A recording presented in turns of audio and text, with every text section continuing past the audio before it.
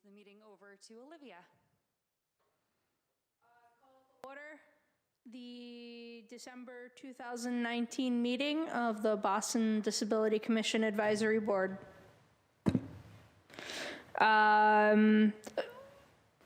Approval of October minutes. Oh, let's do intros first, sorry. I am Olivia Richard, and I live in Brighton, and I am the secretary for the board. Hi, I'm Kristen McCosh, the Disability Commissioner and ADA Title II Coordinator for the city. Hi, I'm Kyle Robidoux, member of the commission, and I live in Roxbury. Paul Karen, I work at the BPDA, a member of the commission also, and live right here in Boston. Juan Carlos Ramirez Tapia, commission member from the South End. Carl Richardson, I live in Brighton, and I'm a commission member.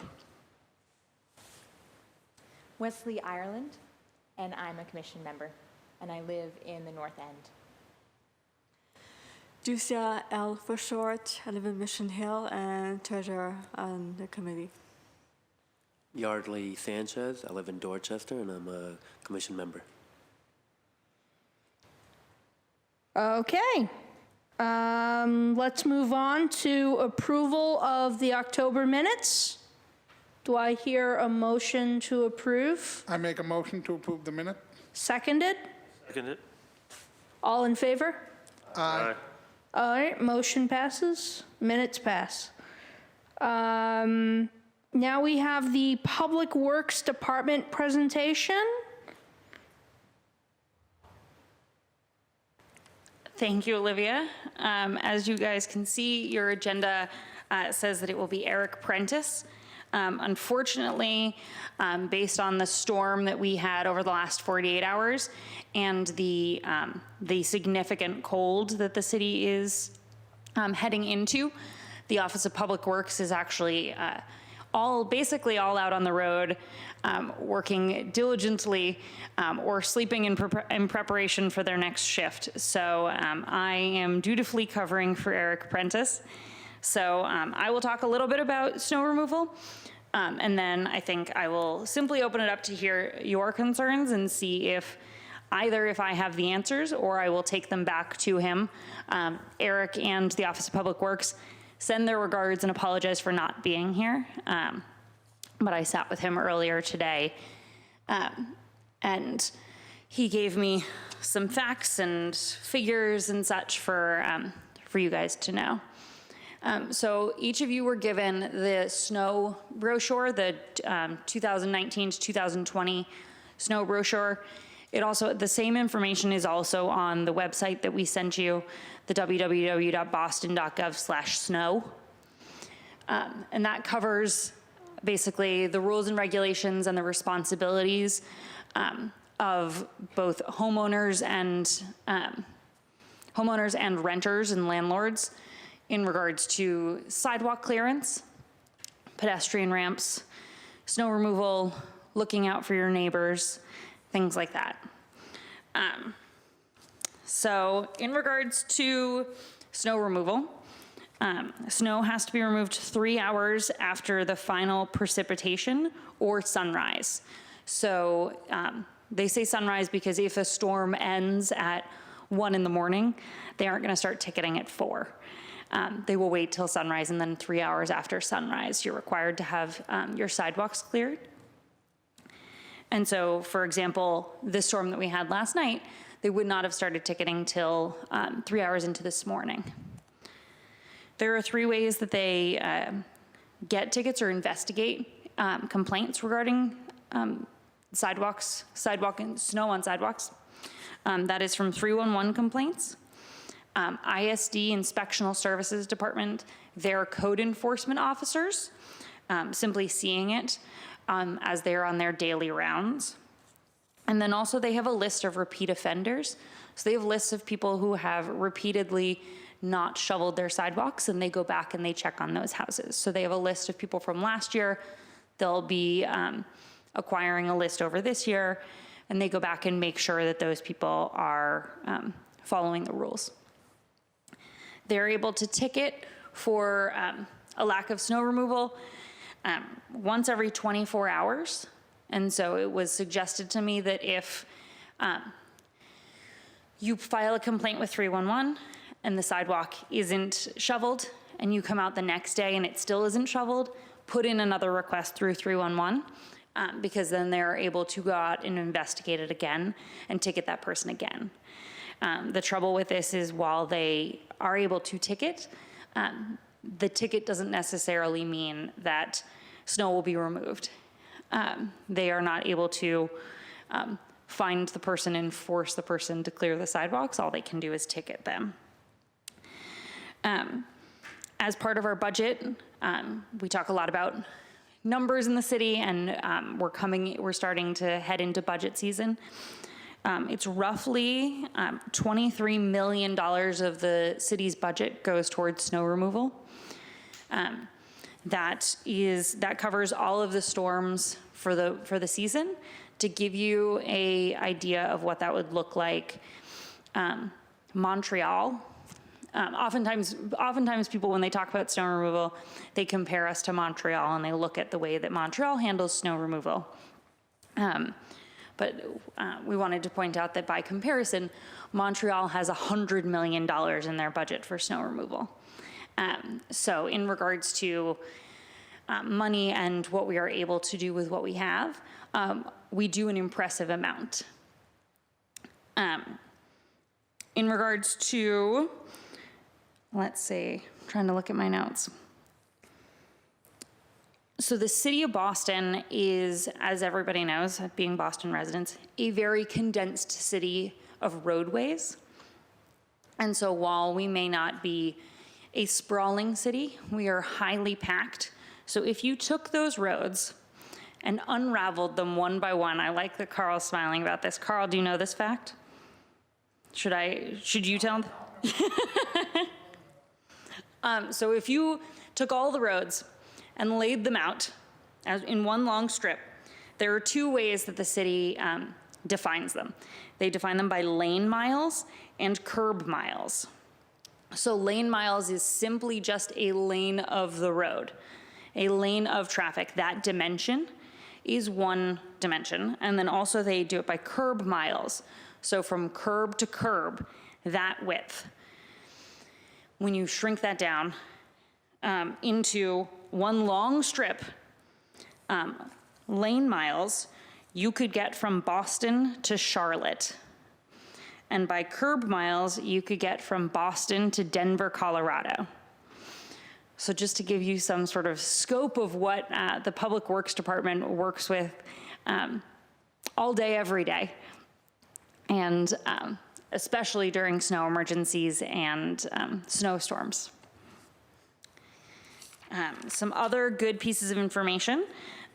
Oftentimes the city, and if you like data and numbers, this is an interesting thing to follow. I believe they posted on Twitter, I believe the Public Works Twitter account tells you how many pieces of equipment were out in every storm. So for example, yesterday's storm, they had 500 pieces of equipment out.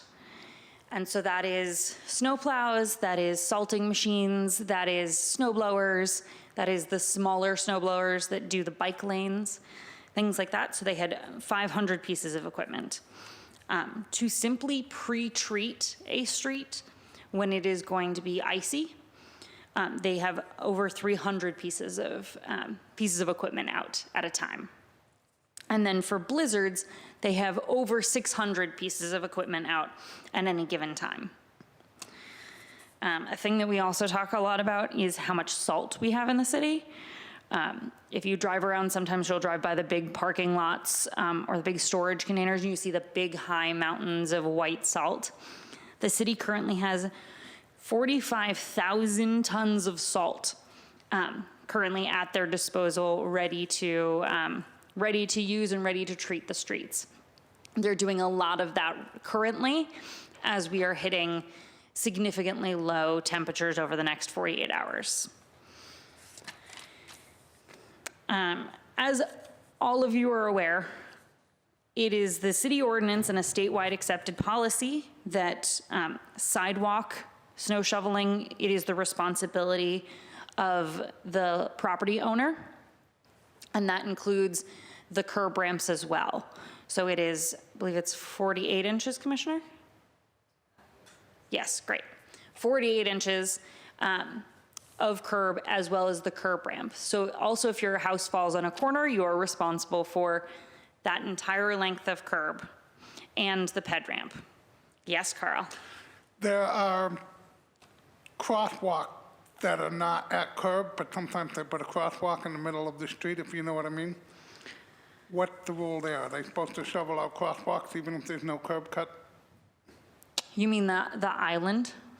No, I mean, sometimes you're walking down the street and there's literally a crosswalk in the middle of the street because maybe the two curbs are so far away that they might just paint a crosswalk in the middle of the street. Oh, mid-block curb cut. So are they responsible for shoveling out clearance for the crosswalks too?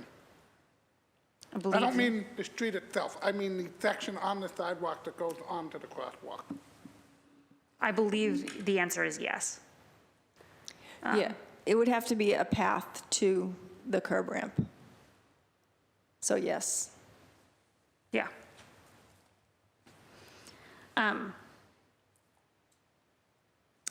think at this point, I'm happy to hear everybody's concerns or hear everybody's questions. And hopefully that will spark anything that I might be missing. Does anybody have any questions? Yeah, Juan Carlos. Juan Ramirez here. I don't really know how to articulate this, so bear with me. Great. Normally, every winter, the curbs sometimes, understandably, when they clean it, they cover the curbs. This year, so far, it's doing a great job. I didn't find that problem. But another problem arose, which is, for example, these trash bins from perhaps restaurants or some kind of public entity. When the city cleans the trash bins, they place it sometimes on the curb because it's clean. That's where the ban. So that's what I found this year. Like, it wasn't the snow blocking it, it was the trash bin. So I wonder perhaps if there is a way to communicate the city how to perhaps have this in consideration. I'm sure it happened before in the past somewhere else, but this is the first time where I experienced it, and a lot more often, given that it's only 2 snowstorms that we experienced, and I saw both times happening that thing. That's a really great point. I would suggest taking a picture of it and reporting it to the 311 app. So the thing about curb cut or sidewalks is not only is the snow removal the responsibility of the landlord, but it is the property owner. A clear sidewalk all year round is the responsibility of the property owner. And so it isn't just that responsibility shifts in the winter and in the summer it isn't anybody's responsibility. And also, if there are specific addresses that are repeat offenders that you haven't seen previously, filing a complaint with 311 will direct it to the right department, whether or not that's ISD or whether or not that's actually waste removal. And they can kind of ping, they know which contract is for that area and say, hey, put the trash bin somewhere else, or can talk to the property owner. Sure. And cite them if it's been too long. There's a certain amount of time that trash bins are allowed to still be on the street after they are cleaned. Yeah. I think it usually happens early in the morning because that's when everything happens. Yeah. But by the end of the day, it's cleared out. Oh, right? okay. But in the moments of commuting, going to work, things like that, that's when I can see people, not just people with disabilities who can cross, but there are a lot of people with baby strollers that have to cross, and yeah. they use the car. So just bringing that in the radar. Yeah, no, I appreciate that. I would say report that to 311, and they can help kind of mitigate that, because that is a concern that we've heard, even just without snow, that trash bins are ending up blocking the right-of-way. I can just add, too, that the city, the city's intention is not just to fine people, it really is to get the sidewalks cleared. So they will use the fine, hopefully, to make it a deterrent for people blocking the sidewalks. And fines for businesses can be up to $500. For small property owners, it would be $50. For buildings of 16 or more units, it's $100. And then for businesses, it can be up to 500. So it will be a deterrent if it's continued abuse. Paul? I just feel that the Walsh administration has done a great job responding to the snow removal and emergencies. Anytime friends or colleagues have had to call 311, they've been right on it, especially during the storms in the last 5 or 6 years. Gone above and beyond progressively. Great. That's nice to hear. Olivia? Space savers. Question, where, how? We know they're an issue for people who have cars and park, especially if you have an accessible space. Absolutely. So I believe that the policy for space savers, but I'm also going to cheat and find. I just read it earlier, so I can talk a little bit about it. They're not allowed in the south end at all because they had a community forum where they all agreed to not use them in the south end. They are allowed only during snow emergencies, and I believe it's 48 hours. It is. Space savers within 48 hours. Space savers are allowed within 48 hours after a snow emergency has been lifted. So you can have it during the snow emergency and then for 48 hours after. When it hits 49 hours, they can get picked up and chucked out. But again, as the commissioner said, space savers are not allowed in the south end. Jessica. Yes, hi. I'm looking at the front of this brochure, and I'm looking at the third bullet point, register for alerts. And I'm wondering, is this to register for email alerts or text alerts? You can pick. You can pick what kind of alerts you want. They offer text alerts, email alerts, and I believe also recorded phone alerts, so robocall alerts. And it's for all the above, like school delays, cancellations, and whatnot, right? Yep. So it'll tell you when snow emergencies are, school delays, cancellations. I'm not sure actually that the alerts will tell you about school cancellations, but they will tell you for extreme temperatures, snow emergencies, parking bans, things like that. So I would definitely recommend signing up for it. I just don't want you to rely on your school delays and cancellations via the Alert Boston, because I can't promise you that gives that information. Yes, Jerry? No, thank you. Yes, Jessica.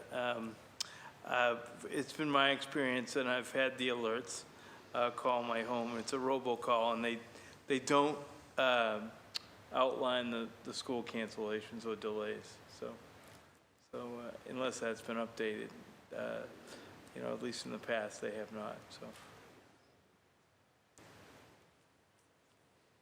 Other questions? Yes, Jerry? And I apologize for arriving late. You may have already covered this. What's the status in terms of the bus shelters in the city and so forth? Has the city have a policy, or are they continuing to work with the T on who's responsible for those, et cetera? I believe Sarah is going to hop up and answer that question for us. Sarah is our resident transportation expert. So I just had a conversation with the transportation department about this yesterday, and they've clarified that some MBTA stops along Key West routes are responsibility of the MBTA. Others are kind of split between the property management of the city of Boston and J.C. Decaux, and others are the responsibility of the abutters who live next to the bus stops. So it's not super clear, and I'm sorry, that's a really mixed answer, but that is what we were told. Sarah, does it depend on who owns the shelter? Yes, it depends who owns and maintains the shelters. So like I said, Key Bus Routes is some of the Key Bus Routes are MBTA, and then the other ones are split between the city of Boston and J.C. Decaux. How do we find out that data? I think we would have to reach out to the MBTA to get that detailed data. We can try to get a list together. That would be a really good use of, Yeah. really good information for people to have so they'd know who to report it to. Yeah, and I can also reach out, you know, as part of our tag, I can also try to reach out to some folks at System-Wide Accessibility to see if they can point us in a direction as well. The most think- important sorry. thing with that, I think, is that the bus shelter owners know that that's their responsibility. Has that been communicated to them?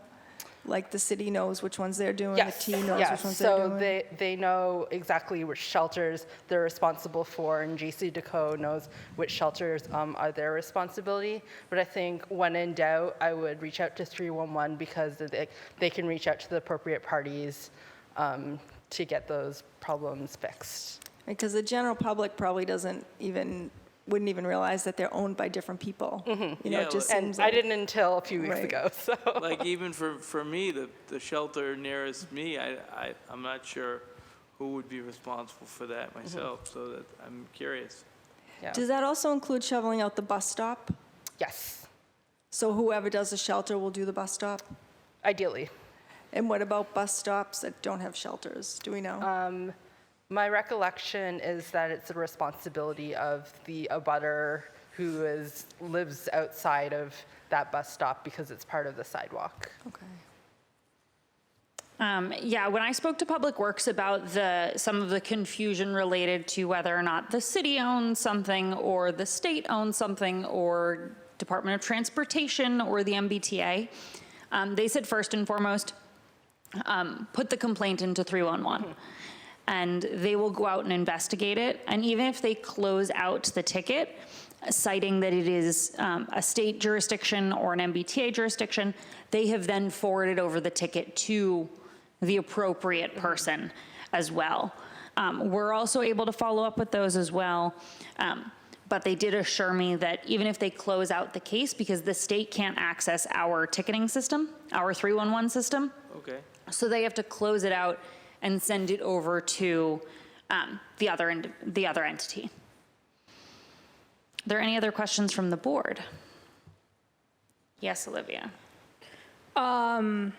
What should I do if I see someone in a wheelchair is like broken down in the snow, or if I see someone who's homeless is stuck in extreme cold or snow? If you believe that someone is in danger, regardless of whether or not it is snow or heat, call 911. If you believe that, talking to that person and seeing what that person needs and seeing whether or not that person has called for the need that they want or the help that they want is always important. But if you believe that someone is in danger, calling 911. Commissioner, do you have any thoughts related to that? No, I think definitely for people who are homeless and look like they're in crisis, absolutely call 911. That's messaging that the city puts out all the time. For people with broken down wheelchairs, that can be a more difficult situation.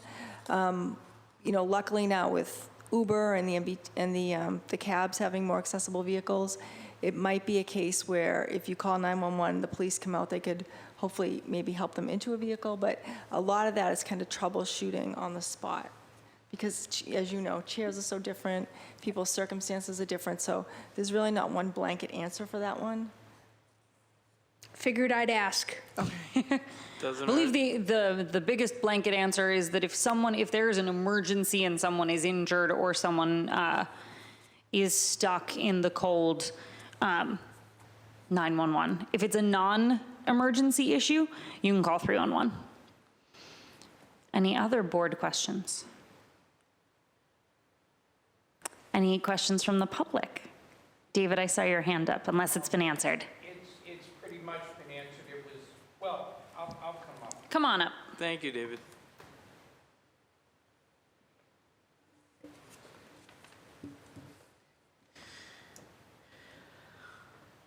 Am I there yet? Almost. Okay.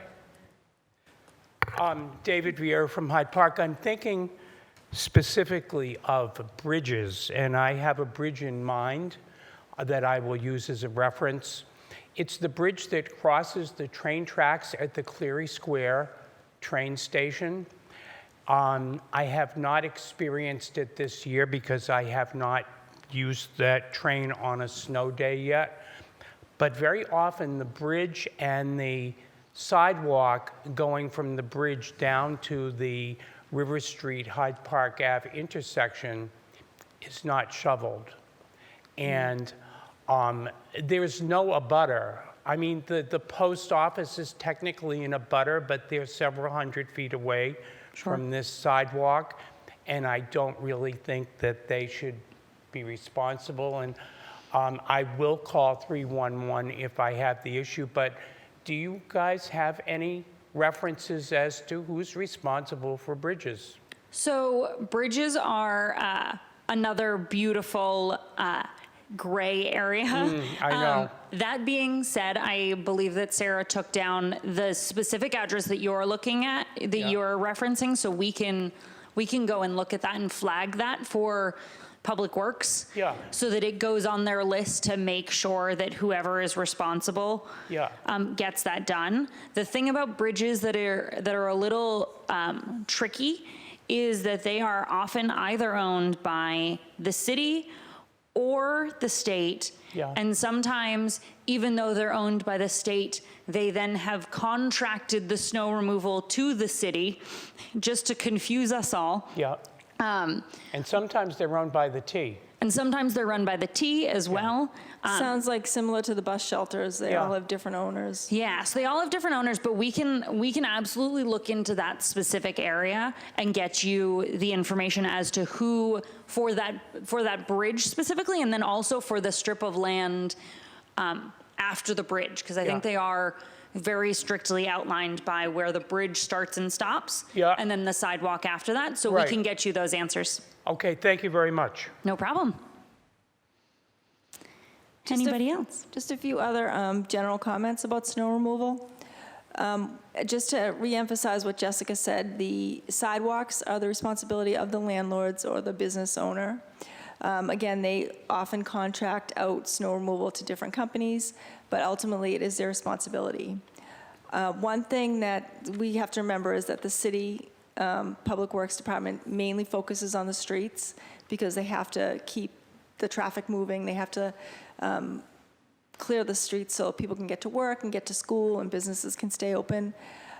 So all of the sidewalks are the responsibility of property owners, and that includes stairs and walkways. We get a lot of calls about that. Unfortunately, that's not something that the city would do either. People's private property, the sidewalk's public property, but we do encourage landlords, especially small landlords, to try to budget for that into their upcoming yearly expenses, because it can be very expensive, and we know that. And unfortunately, there aren't a lot of programs that will help pay for that. We've looked into creating a volunteer program for things like that, but it's really difficult to manage. It takes on a whole life of itself to try to match volunteers with residents. It's a liability issue, especially when you're talking about elderly or disabled residents. So we don't have a program for that. A lot of people ask us about that. But I would just emphasize if it affects, your life in any way, to try to just keep in mind that when you're budgeting expenses, and just unfortunately, it's a reality of where we live in the country. And then, Jessica, do we have any updates from Amy? No. Okay.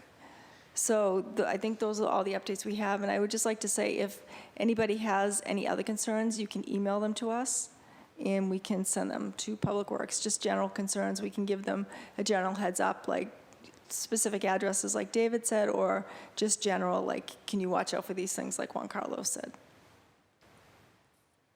Great, that's all I've got.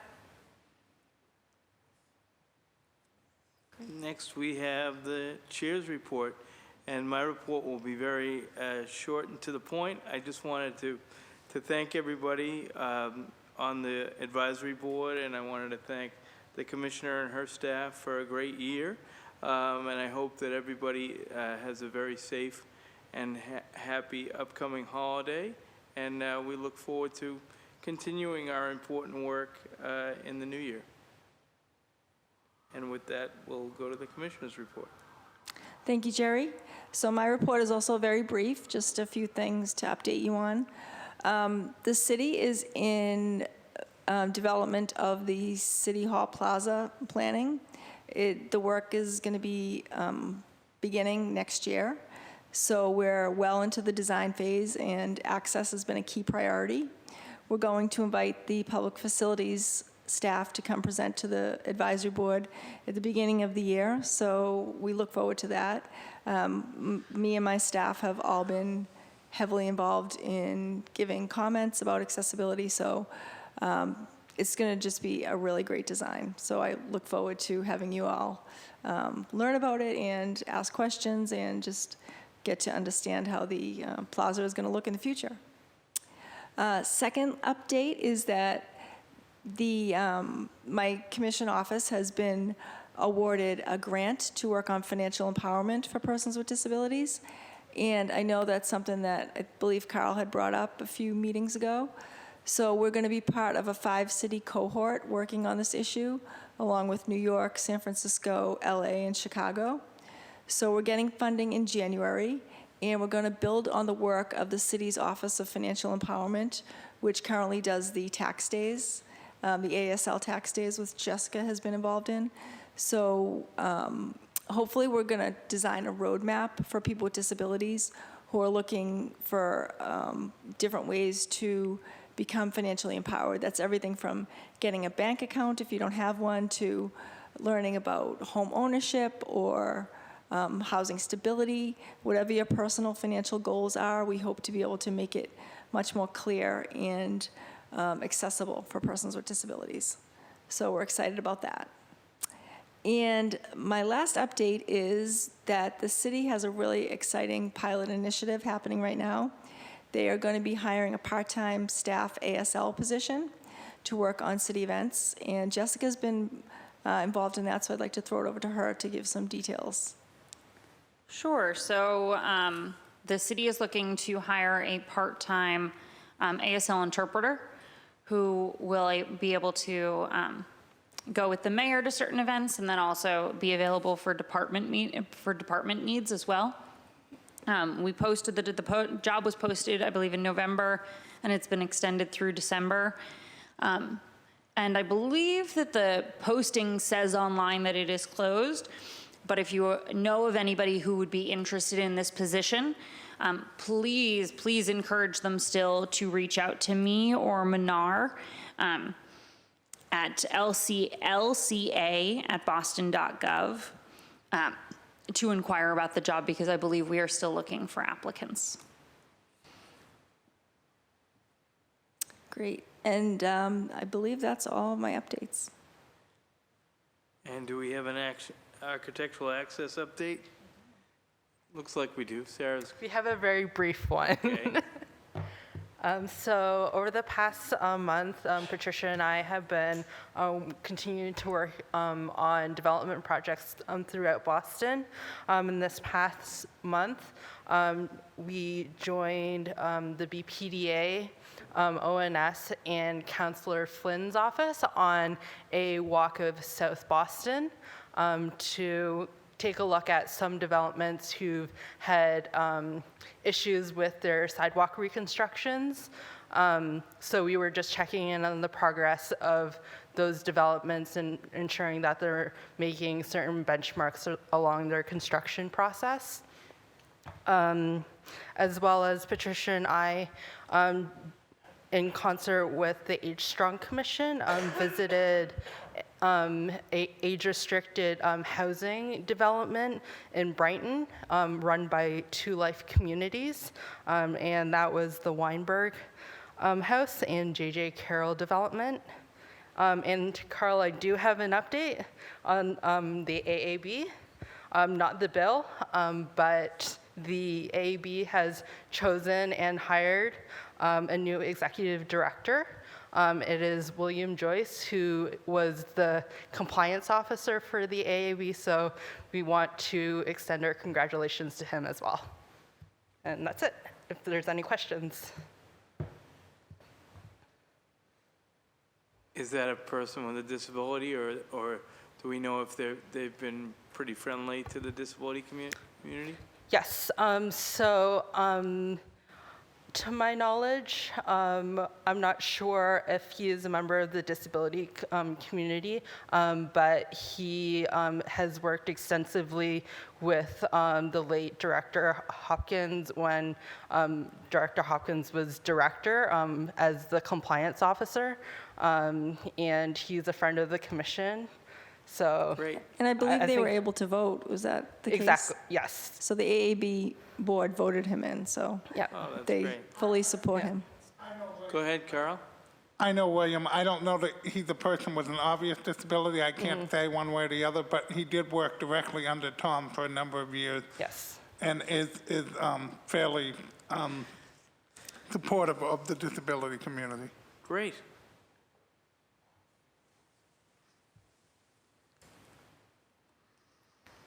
All right, I'm all set. Thanks, Sarah. And next, we have old business. And I do know at least one thing that we were still working on. We were going to write that letter, Jessica, still about the Access Abilities Expo, yes. Yep, that is still pending, and I believe Olivia has an update on the Roxbury Crossing one. Great. Go ahead. I was able to actually face-to-face meet with Laura Brailsford, and I brought it to her attention that Roxbury Crossing was a bit of a blight spot. And I think that is effective in getting our mission across. Okay. So she was supportive? Very, Okay. as she always is. Yeah, great. So are you going to continue to write the letter also? I don't think so. I think, I'm sorry. I don't know. So Laura's addressing, Yes, yeah, it's the problem, basically the problem is going to be addressed. And I think writing a letter might just be, and you'll be able to report back to us, or? Yeah, Great, yeah. awesome. Hey, Carl, did you have something you wanted to add? Well, at the last meeting, West had brought up the possibility of having this commission look into requiring restaurants and bars to do open captions. Right. And he sent us a number of cities that are already doing it. And I think Pawtucket, Rhode Island, San Francisco, Seattle. So I did some research and I wanted to see how we can work with the city of Boston to create an ordinance. So I don't know if at a future meeting we could have someone come here and explain how to make an ordinance. Maybe the commissioner would have some insight? Yeah, so unfortunately, it's not something that the city oversees. The private businesses, they'd be under ADA Title III, not under ADA Title II, so it wouldn't be something that I could do. But like you said, we could be something that the city council may want to take on. But we don't even know how to create a law. That's what I'm saying. Well, the city council proposes ordinances. Okay. And then it would go to the mayor.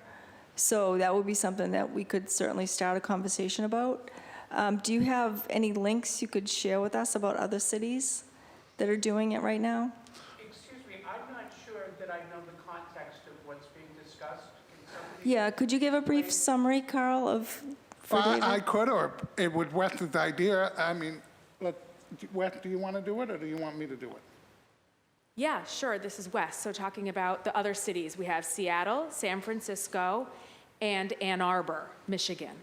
I think, yes, also Rhode Island as well.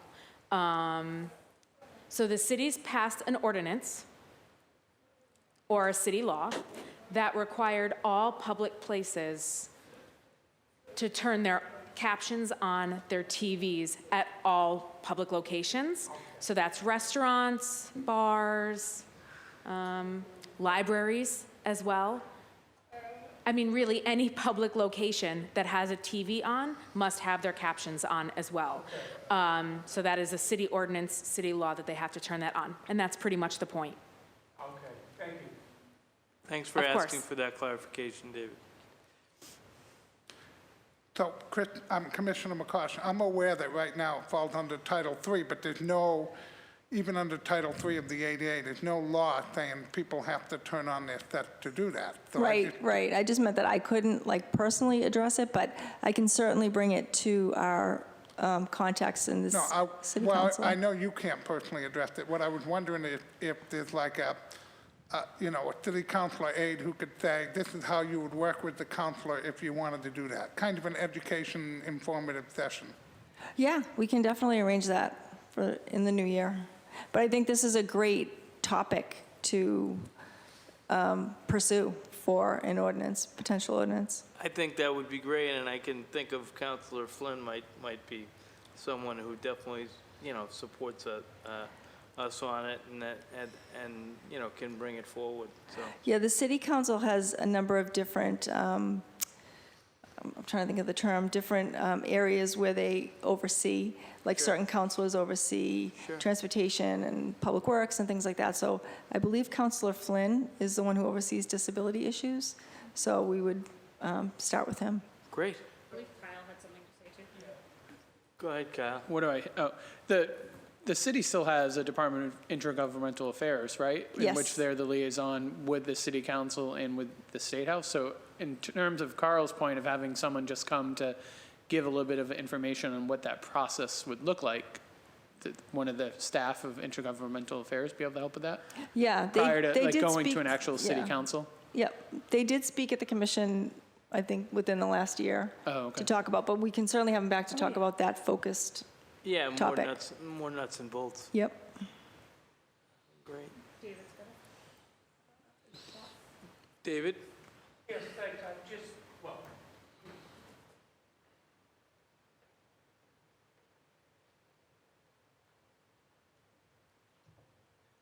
I'd like to address this from a political point of view. Okay. I think sometimes we rely on government to do things for us that individuals can do for themselves. I find it a little bit of an overreach to pass a law requiring public places to do something like this. If I were in a situation where I wanted something to be seen on the TV, I would raise my hand and ask the bartender to turn the captioning on. I think overreaching on things like this,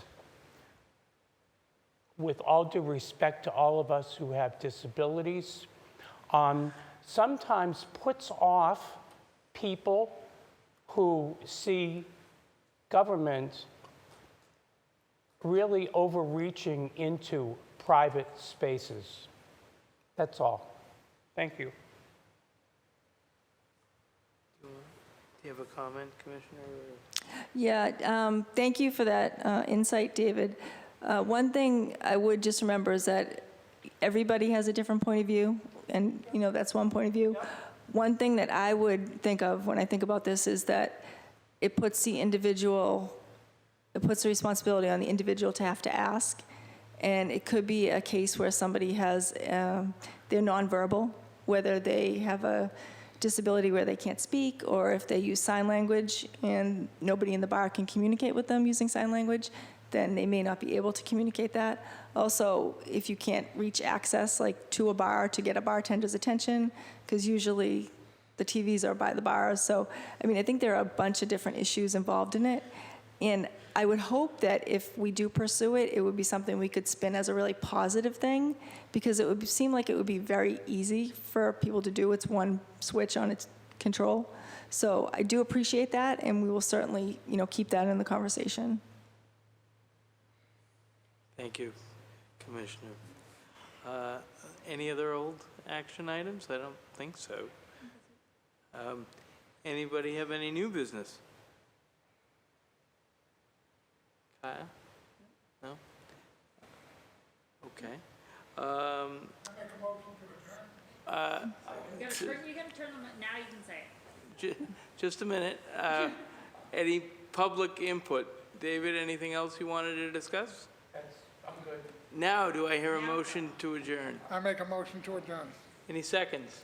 Second. All in favor? Aye. Motion passes. Thank you, everybody. And now, everybody, sorry for the TV broadcast if we're still broadcasting. We're now all going to head up to the 9th floor to room 967, where I believe almost all of you have at least been to our office once, where there are some snacks and treats and people can get some, spend some time talking to each other Great. in the holiday spirit. Thank you for having us.